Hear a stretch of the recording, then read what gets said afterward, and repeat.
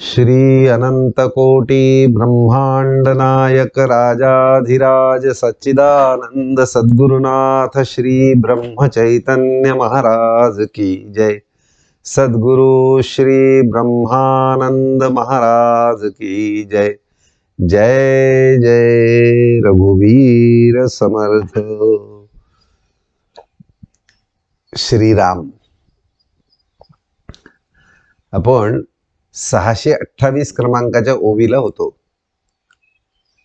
अध्याय क्रमांक 2 श्री अभंग ज्ञानेश्वरी पूर्वार्ध। पार्था नवल हे देख, तुच्छ जेथे स्वर्ग सुख, तेथे रिद्धी सिद्धी गौण, मग पुसे त्यासी कोण। एक अर्धा सेकंड थांबा, मला हे सारखं मेसेजचे नोटिफिकेशनचा आवाज येतोय। आता आवाज बंद झालाय। आता आला ना? आला ना? आवाज बंद म्हणजे मी गप्प बसलो होतो। नाही हा असं नाही, चालू झालं पुन्हा। हो ना, ते मला आता सापडत नाही आहे वेळेवर हे जे होतंय ना। हा चला ठीक आहे, त्या मानाने कमी आहे। पार्था नवल हे देख, तुच्छ जेथे स्वर्ग सुख, तेथे रिद्धी सिद्धी गौण, मग पुसे त्यासी कोण। या बारीक सारीक सिद्धी किंवा विशेषत्वाचे योग जे वाटतात ना, त्याचा पूर्णपणे निराश झाला पाहिजे, विशेषत्वाचा निराश झाला पाहिजे। त्या स्थितीमध्ये मग ती पूर्ण सुखाची स्थिती असते। कोणतंही विशेषत्व आपल्याला वाटलं की त्यानंतर आपल्याला त्याच्या सुखदुःखाचा त्रास होतोच होतो। कितीही आनंदाची घटना असू दे किंवा दुःखाची घटना असू दे, त्याचा विशेष जो मानला जातो ना, मी मानण्याची गोष्ट करतोय। व्यक्त करण्यासंबंधी व्यवहाराचे जे काही आडाखे असतील, व्यवहाराचे जे काही नियम असतील, व्यवहार जो जसा काही असेल, पायंडा असेल, त्या पायंड्याप्रमाणे कर्म चालेल। पण कर्म चालत असताना देखील माझ्या चित्तामध्ये त्याचा पूर्णपणे निर्विशेष स्थिर होईल, निर्विशेष ते व्हायला पाहिजे। मग अशा स्थितप्रज्ञाच्या लक्षणांवर आपण महाराज बोलतायत, स्वामी सांगतायत, ज्ञानेश्वर माऊली सांगतायत। पार्था नवल हे देख, तुच्छ जेथे स्वर्ग सुख। स्वर्ग सुख याचा अर्थ परमोच्च भौतिक सुख जे या जगामध्ये आपण कल्पना करू शकतो, या जीवनामध्ये त्याची अजिबात किंमत राहत नाही, किंमत शून्य होते। मग तिथे रिद्धी सिद्धी कशासाठी हवे असतात? सुखप्राप्तीसाठी, भौतिक सुखप्राप्तीसाठी। पण जिथे भौतिक सुखाचीच किंमत शून्य झाली, तुच्छ झालं, कारण त्याच्यापेक्षा महान सुख जर प्राप्त असेल, भगवंताच्या केवळ अनुसंधानाने कारण रहित आनंद सुख जर प्राप्त असेल, तर भौतिक जगामधल्या देहाच्या इंद्रियांवर आधारित सुख, जी इंद्रिय विकल झाली की सुख जागेवर असून देखील भोगता येत नाही आणि दुःखच निर्माण करतात, त्यामुळे अशा सुखांची किंमतच शून्य होते, अत्युच्च सुखांची किंमत शून्य होते। व तिथे या रिद्धी सिद्धी ज्यांच्या योगे ही सुख प्राप्त होतात, त्यांची काय किंमत, त्या साधनांची काय किंमत। जर जमिनीला आच्छादनच सुंदर असेल, एक तर हिरवं आच्छादन असेल किंवा काष्ठाच्छादन असेल तर तणच उगवत नाही. तणच उगवत नसेल तर खुरप्याची काय किंमत. माझ्याकडे खूप छान रोटावेटर आहे, खुरपायचं यंत्र आहे. अहो पण काय खुरपणार, खुरपायला तणच नाही ना. असं देहबुद्धीचं विषयाच्या आसक्तीचं तणच जर नाहीसं झालं तर तिथे रिद्धिसिद्धीचा उपयोगच नाही. इतकी त्याची किंमत शून्य होऊन जाते. विहाय कामान्य सर्वान् पुमांश्चरति निस्पृहः निर्ममो निरहंकार स शांतिमधिगच्छति ऐसा आत्मज्ञाने तुष्ट ब्रह्मानंदे परिपुष्ट. असा आत्मज्ञानाने म्हणजे आत्मस्वरूप चहूकडे पाहू शकणारा, जाणवू शकणारा, प्रचिती येऊ शकणारा असा जो जीव झाला, ज्याच्या चित्त मन बुद्धीमध्ये लख प्रकाश पडला की इथे सर्व काही एकच आहे, दुसरं काही अस्तित्वच नाही, केवळ परमात्म्याचं अस्तित्व आहे. तोच एकटा एक असताना मला तुलनेला, तक्रारीला, माझं तुझं म्हणण्याला वावच नाही. असा तो आत्मज्ञानाने तृप्त, तो म्हणजे मी. आपण दुसऱ्या कोणाचं लक्षण सांगत नसून माझी लक्षणं कशी असतील. लक्षणं कशासाठी असतात तर आपली स्थिती तपासण्यासाठी, आपली ज्ञानाची स्थिती तपासण्यासाठी.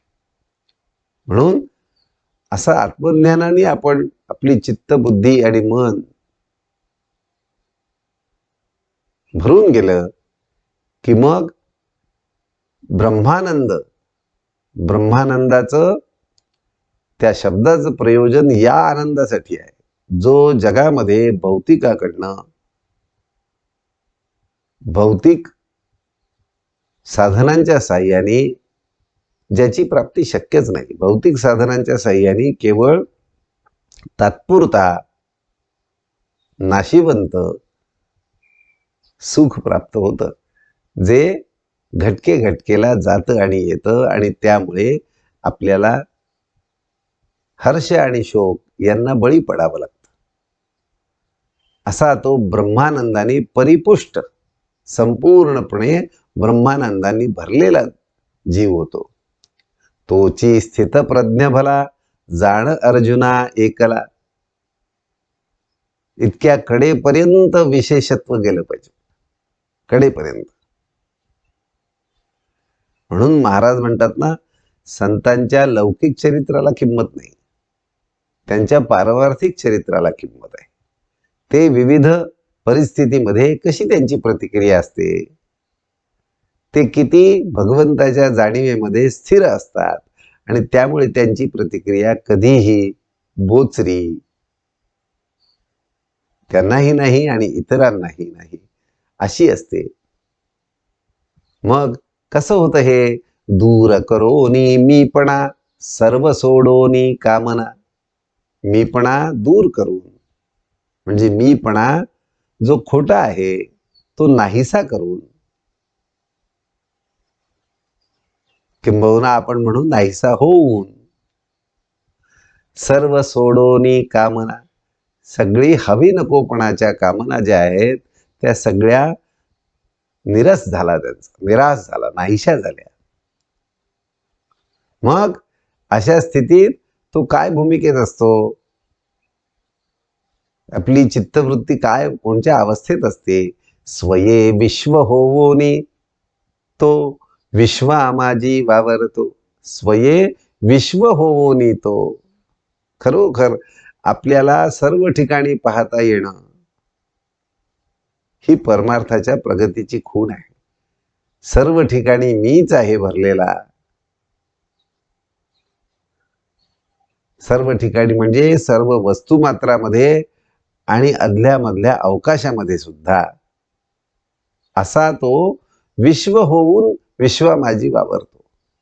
त्यामुळे मी तू पण नाही, आप परभाव नाही, माझं तुझं नाही, काही भानगडच नाही.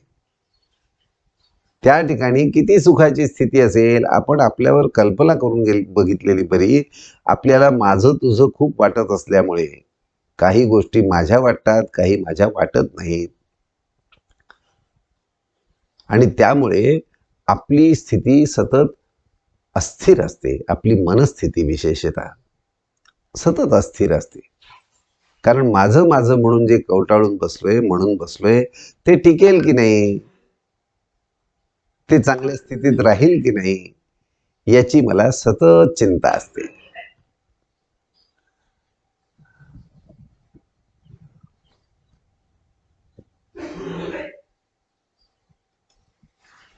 मग अशा स्थितीत आपण गेलो की प्रत्यक्ष विश्वामध्ये सगळीकडे मीच आहे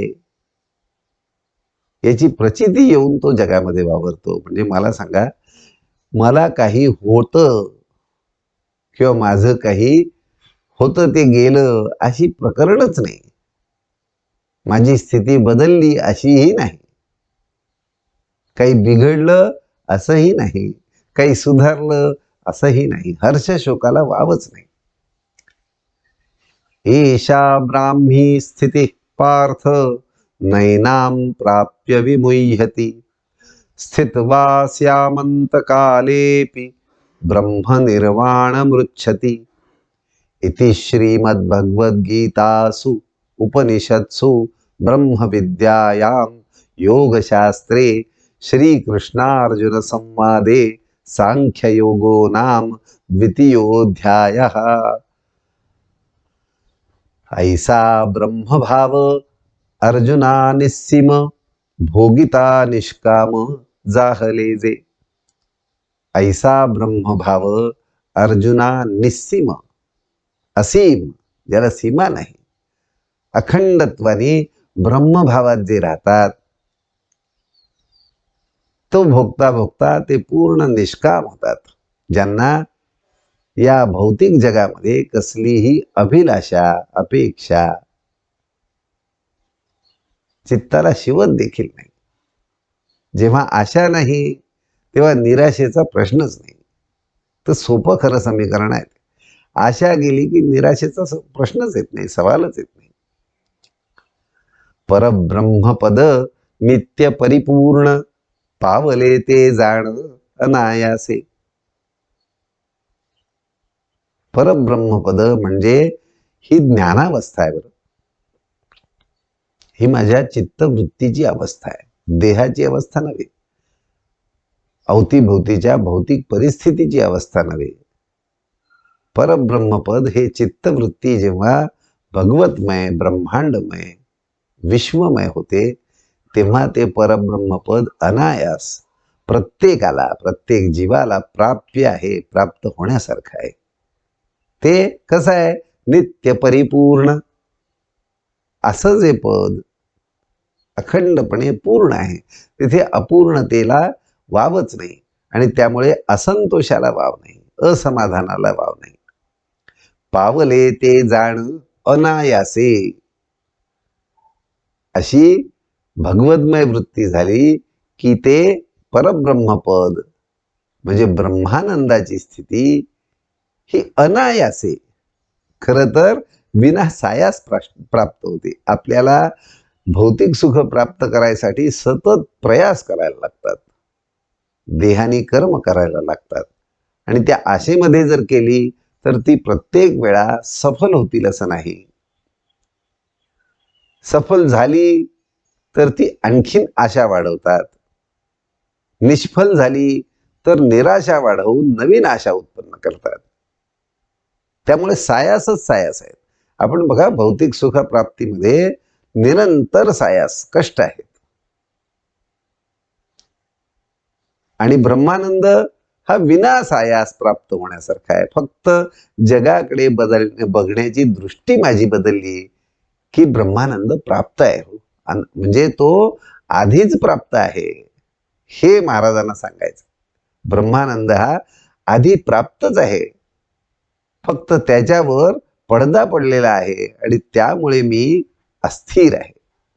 माझा आनंद मला सापडत नाही, म्हणून जीवनामध्ये अस्थिरता, अनिश्चितता, व्याकुळता,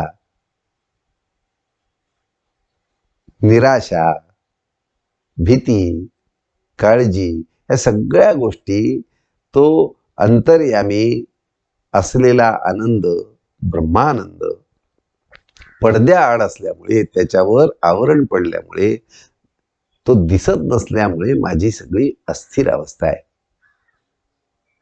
पण तो कसा प्राप्त आहे? अनायास. अनायास म्हणजे सहजच. ज्ञानरूप होता रोधितेना चित्ता, तया व्याकुळता देहांतींची. तीच ब्रह्मस्थिती स्वमुखे श्रीपती, सांगे पार्था प्रती ऐके राजा. ज्ञानरूप होता रोधितेना चित्ता,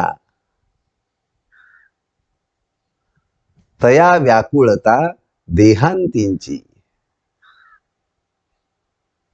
म्हणजे ज्ञानरूप झाल्यावर चित्ताला अगदी देहांताची अवस्था आल्यावर जी व्याकुळता येते जीवाला, ती सुद्धा बाधत नाही हो. काही नाही, इतकं सहज होतं जीवन. आपल्याला मृत्यूच्या भीतीने किती दुःख भोगायला लागतं. म्हणजे याची देही याची डोळा, आपण ते दुःख अधूनमधून भोगतच असतो. काहीही थोडं देहामध्ये खालीवर झालं की आपल्याला लगेच आपलं मन मृत्यूची कल्पना करायला लागतं आणि व्याकुळ होतं.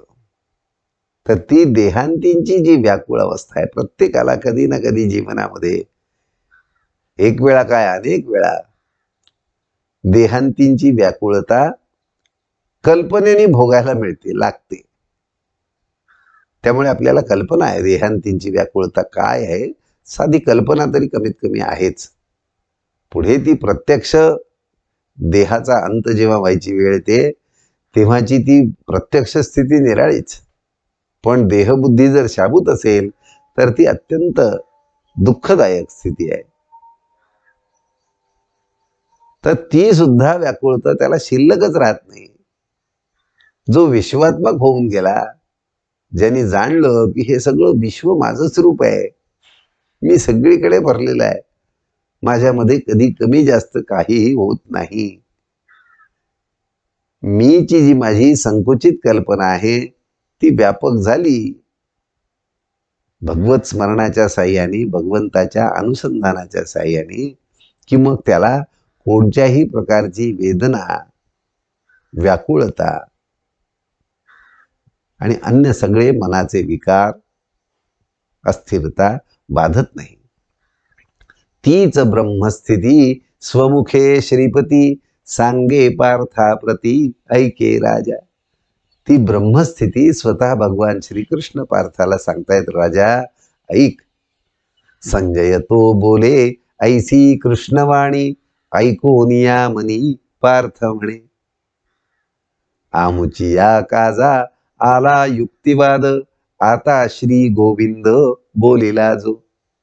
परत देहबुद्धीचा अजूनही अंमल असल्यामुळे भगवंताच्या समजून सांगण्याचा, ब्रह्मस्थिती समजावण्याचा कसा दुरुपयोग, विषयांकडे उपयोग पार्थाला, अर्जुनाला करण्याची अजूनही बुद्धी होते.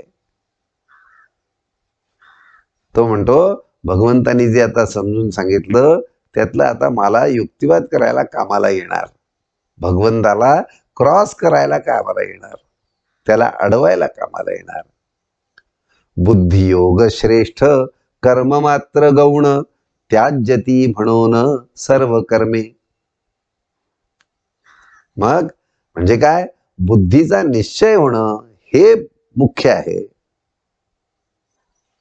ब्रह्मस्थिती भोगायला, ब्रह्मानंदाची स्थिती भोगायला कर्माचा काही त्याच्याशी, कर्माने ते होत नाही, बुद्धीच्या निश्चयाने होतं. म्हणजे बुद्धीने होतं.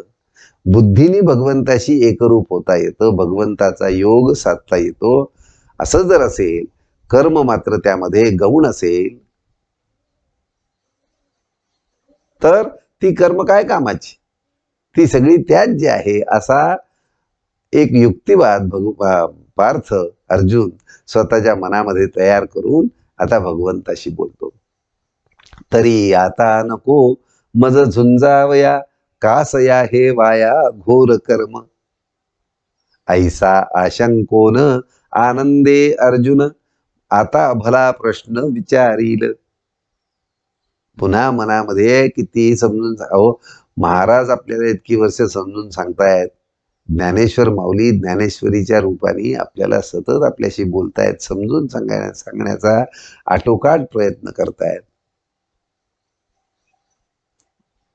की सर्व जगतामध्ये सगळीकडे केवळ एकच परमात्मा भरलेला आहे, तरी आमच्या लक्षात येत नाही. तीच अर्जुनाची स्थिती आहे. त्यामुळे अशाही स्थितीचं कौतुक वाटलं पाहिजे, त्याच्याबद्दल काळजी करण्यासारखं, कारण आपल्या हातची गोष्टच नाही. किती फसवी आहे ही माया, हे लक्षात येऊन त्याचं कौतुक वाटलं पाहिजे. ऐसा आशंकोन आनंदे अर्जुन, आता भला प्रश्न विचारील. असे तो प्रसंग सुरस सुंदर, धर्माचे आगर सकळही. की तो विवेकाचा अमृत सागर, अनंत अपार परिपूर्ण. सर्वज्ञांचा राजा स्वये कृष्णनाथ, संवादेल जेथ अर्जुनाशी.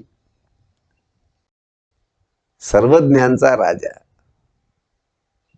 सर्वज्ञांचा राजा म्हणताना ह्या श्रीकृष्णाचं महात्म्य कशात आहे, तर तो आपल्यासारखाच देहधारी असून बुद्धीत्मक आहे.